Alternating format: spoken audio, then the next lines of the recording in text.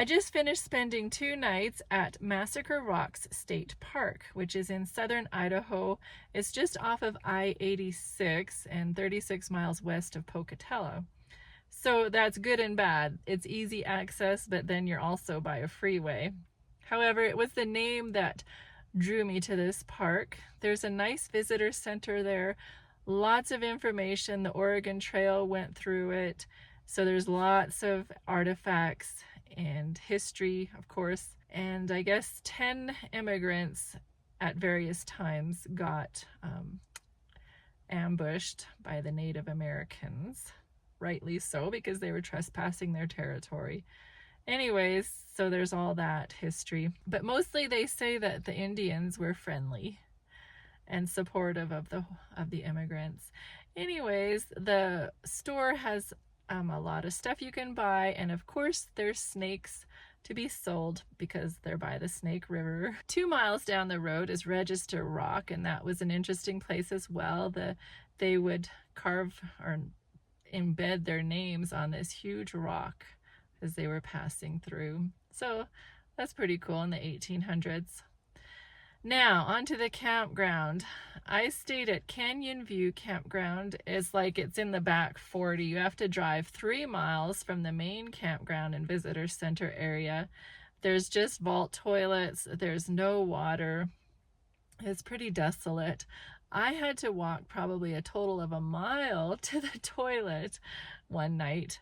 The second night, I got smart and parked beside it in a camping spot beside it, because there was nobody else there. Nobody as ridiculous as I was to stay there. It cost $51 for both nights, which is very expensive for me because it's just like you're on BLM land. No water. So I felt it was quite spendy.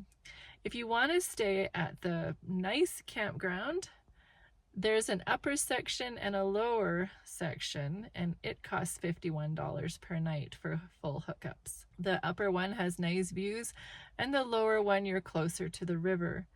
They also rent out cabins. There's a challenging disc golf course there, lots of hills to climb and you're in sagebrush country.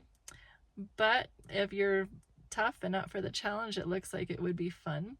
They also have a basketball court. Of course, boating on the river is a favorite activity. They say to swim at your own risk because the currents are very strong there, the undercurrents. But there's lots of fishing, and there's a scenic trail by the Snake River about 3.5 miles long, and I did that, and I can highly recommend that trail. And there's lots of other little trails in the park, so it's a pretty special park. Now, I have to tell you a crazy story. I'm kind of embarrassed to tell it to you, but I got up early to have a shower, and I couldn't distinguish very well the signs on the door. You know, since I'm in the remote section of camp, I didn't know exactly where the women's and the men's bathrooms were, and I thought one building was the women's and one building was the men's. Turns out I wasn't right. Anyway, so I went in to have a shower, and I was coming out. I noticed that there was a urinal in the bathroom.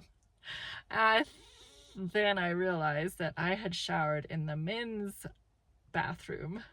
So that's our secret, right? That is a first for me. Oh me, oh my. I've got to be way more aware of my surroundings. Thankfully, no guy came in while I was in there. Oh, I was so grateful. The shower was nice enough. The bathrooms are clean. Because my area was so remote and there was no water, I had my meals at a day use area. So that was nice. There was a faucet there. Very handy. There was very good cell service. There are 42 developed sites. Would I stay there again? No. I've experienced the whole place, and there's nothing else to see around there, so I wouldn't come back. I can recommend it, and if you're rich and can stay in the developed campground, it's quite nice. So unfortunately, my experience wasn't the best because of the remoteness of it and the highway noise as well. But I did love the walk. So, on to my next campground. Thank you for watching.